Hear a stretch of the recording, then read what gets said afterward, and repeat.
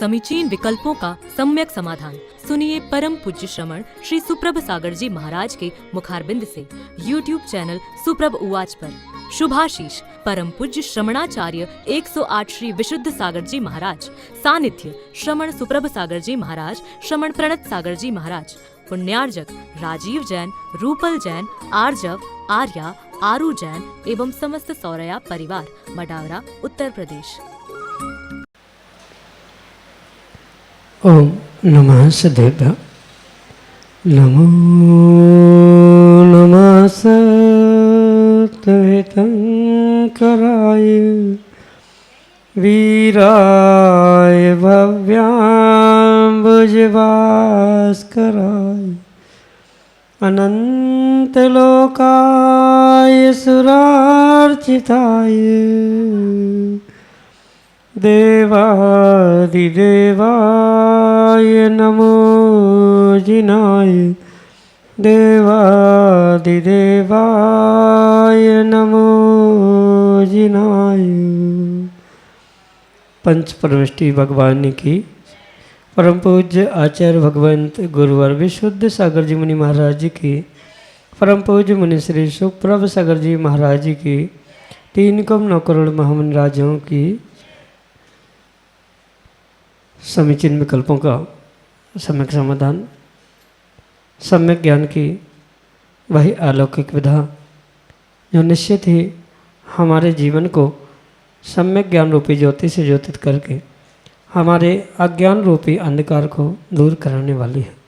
क्योंकि जहाँ अज्ञान है वहाँ दुख है, और जहाँ दुख है वह संसार है, और उस संसार से दुखों से छूटने का एकमात्र उपाय है मन की निर्विकल्पता। और ऐसे निर्विकल्पता के अनूठी विधा परम पूज्य आचार्य भगवंत गुरुवर विशुद्ध सागर जी महाराज के मंगल सभा शिष्य, उन्हीं के सहयोग से परम पूज्य मुनि श्री सुप्रभ सागर जी महाराज के मुखारबिंदु से आगम के परिप्रेक्ष्य में प्रतिदिन प्राप्त होते हैं। तो ऐसे आत्मकल्याण की उस विधा से आप भी जुड़ने का प्रयास करें और अपना समीचीन विकल्प भेज करके परम पूज्य मुनि श्री से उसका आगम के परिप्रेक्ष्य में सम्यक समाधान प्राप्त करें। प्रारंभ करते हैं आज का सम्यक समाधान। और आज के पहले विकल्प के लिए उज्जैन मध्य प्रदेश से श्रीमती मीनाक्षी प्रदीप जैन महाराज श्री के चरणों में बारंबार नमोस्तु निवेदित करते हुए अपना समीचीन प्रश्न रख रहे हैं कि महाराज जी, पाप से बचना हो तो किस पर नियंत्रण रखना चाहिए। हमारे समीचीन विकल्प का सम्यक समाधान करने की अनुकंपा करें। नमोस्तु महाराज जी, नमोस्तु। ओम नमः सिद्धम। परम पूज्य आचार्य भगवान गुरुवर विशुद्ध सागर जी महाराज की, परम पूज्य मुनि श्री सुप्रभ सागर जी महाराज जी की, पाप पर नियंत्रण करने के लिए सबसे पहले आपको अपने आप पर नियंत्रण करना आवश्यक है। चाहे अपने आप के परिप्रेक्ष्य में आप अपने तन को समझे, अपने मन को समझे या अपने वचनों को समझे। जो अपने आप का मन वचन काय रूप परिणाम परिणति है, उस पर अगर नियंत्रण है तो स्वाभाविक रूप से जीव अपने पापों पर नियंत्रण कर सकते।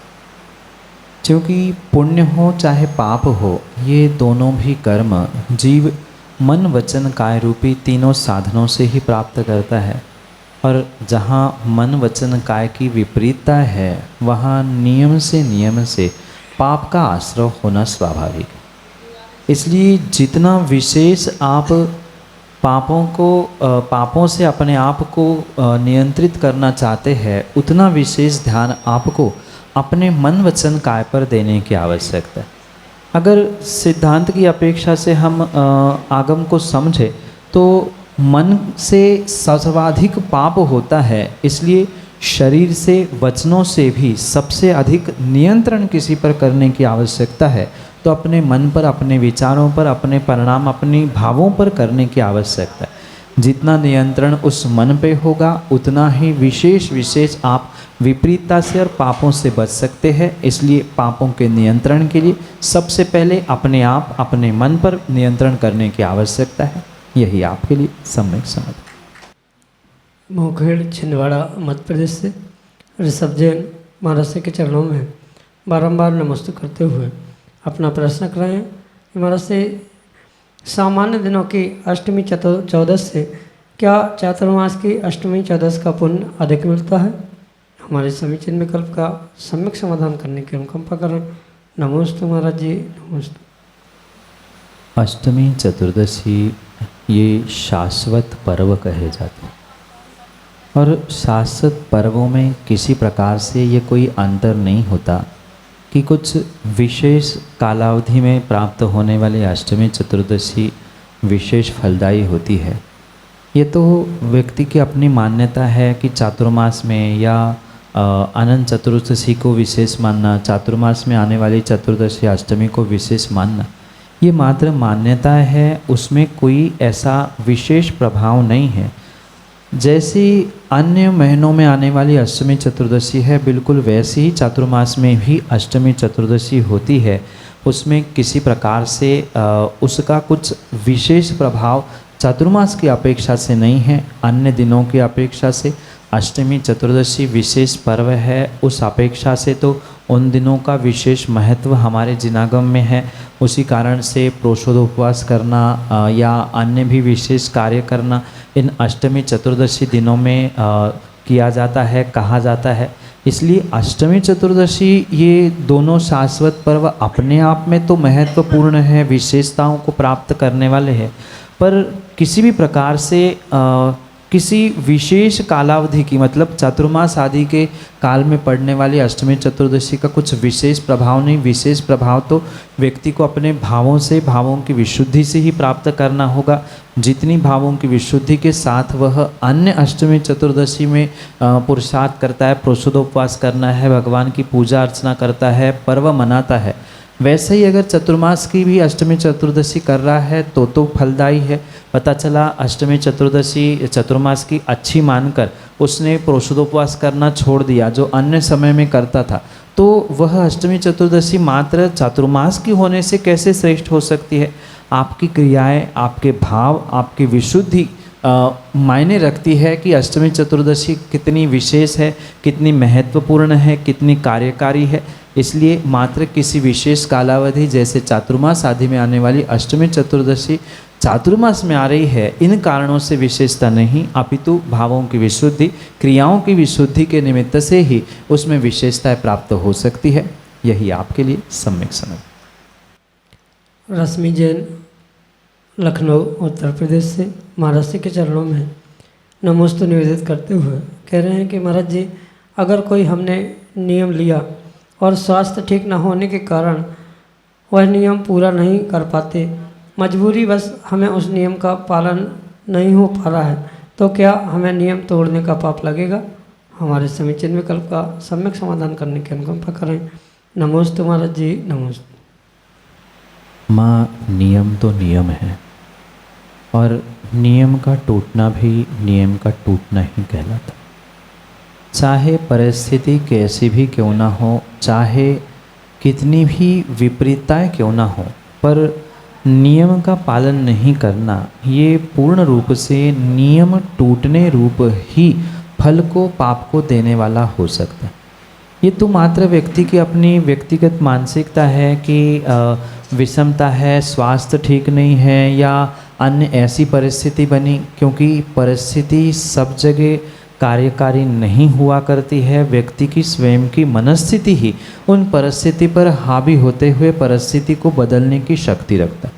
इसलिए ये किसी प्रकार से स्वीकार ना करे कि परिस्थिति ऐसी थी या स्वास्थ्य ठीक नहीं था इसलिए ऐसा हुआ। परिस्थिति, स्वास्थ्य आदि कितनी ही प्रतिकूलताएं क्यों ना हो, पर लिया हुआ नियम जब तक, जहाँ तक, जिस प्रकार से लिया है उसी प्रकार से उसका परिपालन ही करना होगा। और माना कि स्वास्थ्य की विपरीतता के कारण या अन्य किसी परिस्थिति के कारण नियम का परिपालन नहीं हो रहा है, तो उसका नियम टूटने का ही उसे दोष लगने वाला है। किसी प्रकार से उससे आपका बचाव होने वाला नहीं है। ये मात्र मानसिकता या मन की समझौते की ही बातें हैं कि स्वास्थ्य ठीक नहीं है सो हमने नियम तोड़ दिया या हमारा टूट गया, ऐसे किसी प्रकार से नहीं है। नियम टूटना ही है, कारण कुछ भी क्यों ना हो। यही आपके लिए सम्यक समझ। अर्चित जैन हैदराबाद से अगले समीचीन विकल्प के लिए। नमोस्तु मुनिश्री, नमोस्तु मुनिश्री, नमोस्तु मुनिश्री। मेरा प्रश्न ये है कि ओवर थिंकिंग को कम कैसे करें और पढ़ाई पर फोकस कैसे करें, क्योंकि ओवर थिंकिंग के कारण पढ़ाई में मन नहीं जा पाता है। नमोस्तु मुनिश्री। आजकल के बहुत सारे युवाओं के सामने ये ओवर थिंकिंग की समस्या सहजता से और सर्वत्र देखने के लिए मिल रही, क्योंकि बहुत ज़्यादा फ्यूचर प्लानिंग के बारे में या अतीत में किए गए भूलों के बारे में व्यक्ति सोचते सोचते इतना उस ओवर थिंकिंग में घुस जाता है कि जिसके कारण से आने वाले समय में टेंशन का रिजल्ट डिप्रेशन का रिजल्ट कई बार सुसाइड आदि में भी देखने के लिए मिलता है। इसलिए जब व्यक्ति को स्वयं में ही समझ में आ जाए कि मैं ओवर थिंकिंग कर रहा हूँ, तो उसको उसी समय पर ओवर थिंकिंग से बचने का उपाय खोजना या अपने आप को उस ओवर थिंकिंग से दूर करने का पुरुषार्थ करना आवश्यक। रही बात ओवर थिंकिंग के बचने के लिए, तो सबसे आसान सूत्र ओवर थिंकिंग से बचने के लिए है कि जो होगा वो मेरे जीवन में अच्छा होगा, अच्छे के लिए ही होगा। ये निर्णय करते हुए अगर हम हर कार्य को करेंगे तो स्वाभाविक सी बात है हम ओवर थिंकिंग से बच सकते हैं। अक्सर ओवर थिंकिंग का कार्य इसलिए जीव करता है कि मैं जो कर रहा हूँ सही कर रहा हूँ कि नहीं, क्या कर रहा हूँ, कैसा कर रहा हूँ, ऐसा करने से क्या होगा आदि सोचते सोचते ही वह विचारों की धारा इतनी लंबी हो जाती है कि व्यक्ति सोच ही नहीं पाता कि मैं ओवर थिंकिंग कर रहा हूँ। पर जब उसका रिजल्ट हाथ में आता है नील रूप मतलब खाली रूप, तब उसे समझ में आता है हमने समय मात्र सोचने में ही व्यर्थ किया। जितना समय सोचने में व्यक्ति आज व्यर्थ कर रहा है, विशेष करके युवा, वही समय अगर अपने कार्यों में, अपने पढ़ाई लिखाई में फोकस करे तो नियम से उनके जीवन में बहुत सारा बदलाव होने की आवश्यकता है। और उसके लिए कोई बाहर के कार्य या कोई दूसरा निमित्त कार्यकारी हो नहीं सकता। जब तक स्वयं उस ओवर थिंकिंग को मेरी नेगेटिविटी मानते हुए उससे बचने का जब तक स्वयं प्रयास नहीं करता है, तब तक किसी भी प्रकार से ओवर थिंकिंग से आप बच नहीं सकते। बाहर के आप जो चाहे मंत्र, जो चाहे पुरुषार्थ कर लेना, पर जब तक आपको स्वयं को ये नहीं पता चलेगा कि मैं ओवर थिंकिंग कर रहा हूँ और ओवर थिंकिंग के ये ड्रॉबैक्स है, तब तक आप ओवर थिंकिंग से स्वयं से बच नहीं सकते। और स्वयं से बचने का पुरुषार्थ किए बिना आप कभी भी अपने पढ़ाई या अपने करियर के बारे में फोकस नहीं कर सकते। मेरा करियर मैं क्यों कर रहा हूँ, क्या सोचने से मैं करियर को प्राप्त कर सकता हूँ, चाहे पढ़ाई हो, चाहे जॉब हो, अन्य किसी प्रकार का भी क्यों ना करियर हो, वह मात्र सोचने से मिलने वाला नहीं है। ये हमें सोचना होगा। और जो सूत्र हमने कहा है, जो होगा, जो हो रहा है वह अच्छे के लिए हो रहा है और अच्छे के लिए ही होगा। मैंने दूसरे का कुछ बिगाड़ा नहीं है, मेरा भी जो होगा अच्छा होगा, मैं अच्छा के लिए ही कर रहा हूँ। यही सोचते हुए हमें जीवन में कार्य करना चाहिए। जैसे अंग्रेजी में कहावत है कि prepare ready for the best और प्रिपेयर फॉर द वर्स्ट, यानी तैयारी हमें अच्छे के लिए करनी है और तैयार बुरे के लिए रहना पड़ेगा। अगर ये सूत्र भी जीवन में लेकर काम करेंगे तो नियम से ओवर थिंकिंग की समस्या से आप उलझ सकते हैं। यही आपके लिए सम्यक समाधान। डालीगंज लखनऊ उत्तर प्रदेश से मनोज जैन अगले समीचीन विकल्प के लिए। नमस्ते महाराज जी, नमस्ते। मेरा प्रश्न ये है महाराज जी, आजकल हम लोग जो भी दान स्वरूप कुछ भी राशि कहीं देते हैं, उसका हम लोग किन किन रूपों में निर्माल्य के रूप में प्रयोग करते हैं और इसके श्रावकों को क्या परिणाम होंगे? नमस्ते महाराज। निर्माल्य की परिभाषा और निर्माल्य का जो परिपेक्ष है वह आगम में बहुत विस्तृत रूप से कहा है। जैसे श्रावकों के लिए निर्माल्य से बचने के लिए पहले तो उन्हें निर्माल्य है क्या ये समझने की आवश्यकता। वर्तमान में बहुत सारी मिथ यानी सांकल्पनिक कल्पनाएं चल रही है कि ये भी निर्माल्य है, चढ़ाए हुए द्रव्य को स्पर्श करना ये भी निर्माल्य का सेवन है। तो पहले तो कंसेप्ट क्लियर होनी चाहिए कि निर्माल्य क्या है। जो सच्चे देवशास्त्र गुरु के लिए या उनकी व्यवस्थाओं के लिए किसी भी प्रकार का द्रव्य हो, चाहे अष्टद्रव्य हो, धन हो या अन्य कोई भी सामग्री क्यों ना हो, उनके निमित्त से जो प्राप्त हुई है और विधि पूर्वक उनके नाम से प्राप्त हुई है, उसका अगर सेवन श्रावक करता है तो वह निर्माल्य है। जैसे अष्टद्रव्य है, उसे मंत्रों के साथ समर्पित किया जा रहा है तो वो निर्माल्य है ही, इसमें कोई प्रश्न चिन्ह नहीं है। पर उसके अलावा भी माना कि मंदिर की कुछ व्यवस्थाओं के लिए या संघ की कुछ व्यवस्थाओं के लिए कुछ द्रव्य आई है और वह द्रव्य का उपयोग जिस हेड के अंतर, मतलब जिसके लिए वह द्रव्य आई है उसके लिए ही कायदे से वहाँ लगना चाहिए। कई बार ऐसा होता है कि आहार दान के लिए आए हुए पैसे जीर्णोद्धार में लगाए जाते हैं, जीर्णोद्धार के पैसे कहीं अन्यत्र लगाए जाते हैं। तो जिसके लिए जो धन आया है उसका उपयोग बिल्कुल उसके लिए ही करना, यही निर्माल्य से बचने का सर्वश्रेष्ठ कार्य होता है।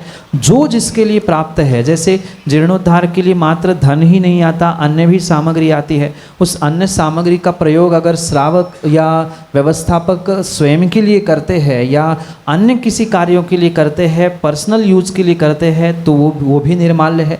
जैसे मंदिर आदि में जो मंदिर की सामग्री, मंदिर की चटाई, टेबल आदि सामग्री है, उनका भी प्रयोग अगर कोई व्यक्ति व्यक्तिगत रूप से करता है तो वो भी पूर्ण रूप से निर्माल्य में आ रही, क्योंकि वो मात्र पूजन पाठ या सामूहिक और सामाजिक व्यवस्थाओं के लिए ही सौंपी गई वस्तुएं थी, दान में मिली गई वस्तुएं थी। उनका किसी भी प्रकार से पर्सनल यूज किया जा रहा है। आचार्यों ने इतना तक लिखा है कि अगर चटाई, मंदिर के साधनों का उपयोग, मतलब उस पर बैठकर अगर घर गृहस्थी की बातें हो रही है, किसी की बुराई निंदा हो रही है, तो उसे भी पूर्ण रूप से आचार्य भगवंतों ने निर्माल्य के सेवन के ही अंतर्गत रखा है। इसलिए जो वस्तु जिसके लिए है उसका वैसा ही प्रयोग करना, यही मात्र निर्माल्य से बचने के लिए श्रावक और सभी के लिए सर्वश्रेष्ठ उपाय हो सकता है।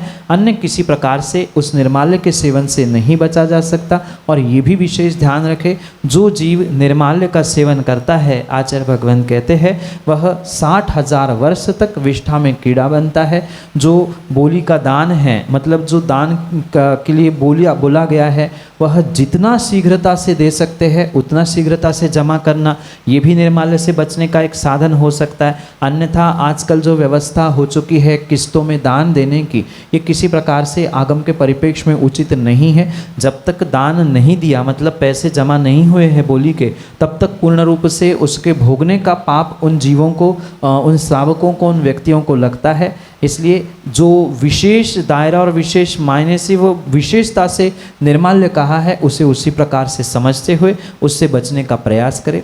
यही आपके लिए सम्यक समाधान।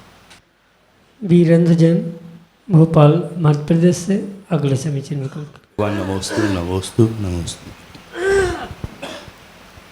भगवान नमोस्तु ही क्यों बोला जाता है? कुछ लोगों का ये प्रश्न है गुरुदेव। नमोस्तु शब्द अभिवादन के रूप में प्राप्त होता है। अभिवादन मतलब प्रणाम करना, उनको विनय के रूप में। ये विशेष करके पंच परमेष्ठी के निमित्त से जैन धर्म में प्रसिद्ध है। अगर शब्दों की विच्छुति यानी विभाजन संधि का विच्छेद करते हुए समझे तो शब्द स्पष्ट कह रहा है नमः अस्तु। नमः का अर्थ होता है नमस्कार, अस्तु यानी हो, मेरा आपके लिए नमस्कार हो। इसे संस्कृत भाषा में नमः अस्तु संधि करते हुए यानी एक साथ जोड़ते हुए नमोस्तु के रूप में कहा जाता है, स्वीकार किया जाता है। और विशेष करके पंच परमेष्ठी को हमारे यहाँ नमस्कार के लिए नमोस्तु ये अभिवादनात्मक शब्द स्वीकार किया गया है। इसके अलावा अगर कोई अन्य शब्दों से भी अभिवादन करता है तो उसमें कोई दोष पाप नहीं है, पर सर्वसामान्य रूप से पंच परमेष्ठी के लिए नमस्कार हो, नमः अस्तु, इस अपेक्षा से नमोस्तु शब्द प्रचलन में लिया गया है। यही आपके लिए सम्यक समझ। गुना, मध्य प्रदेश से अंकित जैन, अगले समीचीन विकल्प। गुरुदेव के शिष्यों में बारंबार नमोस्तु नमोस्तु नमोस्तु। गुरुदेव, अभी कुछ दिन पहले मेरे जीवन का मुझे लगता है कि सबसे बड़ा सौभाग्य जो हमेशा प्रवचन आदि के माध्यम से सुनने को मिलता है कि जीवन में कभी ना कभी एक जिनालय अथवा एक प्रतिमा का हम सबको स्थापित करवाना चाहिए। तो अभी कुछ ही दिन पहले थोबुंजी क्षेत्र है हमारे पास में, वहाँ पे सहस्त्रकूट जिनालय बन रहा है। उसमें मैंने एक प्रतिमा का नाम लिखवाया है, जिसकी अभी जो आप बता रहे थे कि 5 साल में वैसे उसका है जो भी राशि देना है।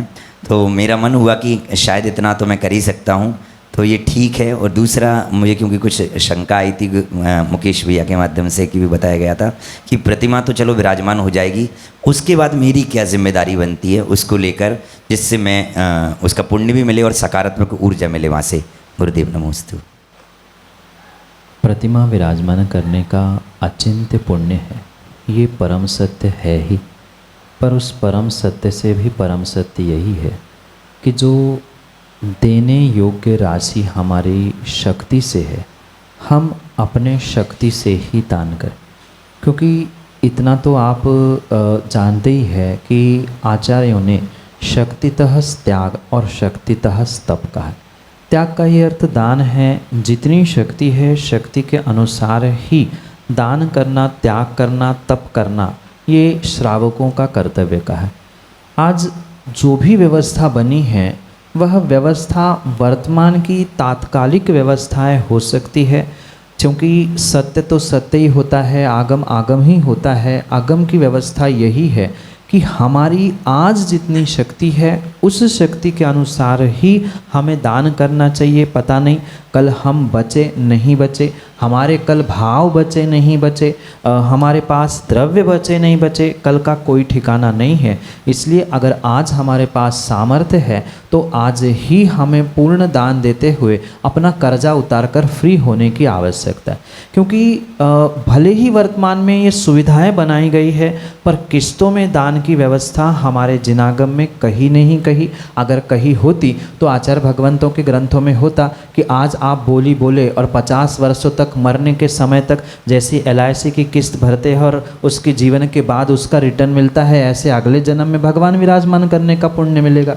तो ये कतई संभव नहीं है। स्वयं के ही हाथ से ही दिया हुआ दान, दान श्रेष्ठ दान कहलाता है। इसलिए शक्तितः त्याग को समझते हुए इसका विवेकपूर्वक निर्णय करें और जितनी शीघ्रता से हम राशि जमा कर सकते हैं उतनी शीघ्रता से करें। और पुनः ये ध्यान रखें, आगे कभी भी हम दान करें या जिसने दान नहीं किया, दान करने की इच्छा रखता है, वो यही निर्णय करे आज मेरे जेब में जितने हैं मैं उतना ही सोच के दूं। क्योंकि ऋण लेकर किसी प्रकार से घर में दान के विषय को लेकर संक्लिष्टता उत्पन्न हो रही है या ऋण लेकर किसी प्रकार से संक्लिष्टता हो रही है, तो वो दान पुण्य देने वाला नहीं अपितु पाप बंध करने वाला ही हो सकता है। इसलिए इससे बचते हुए विशेष पुरुषार्थ के साथ ही आपको ऐसा पुरुषार्थ करना होगा जिससे जो दान किया जा रहा है, जैसे भगवान विराजमान किए जा रहे हैं, मात्र भगवान विराजमान करना तो आसान है, पर एक नैतिक जिम्मेदारी ये भी बनती है कि भगवान की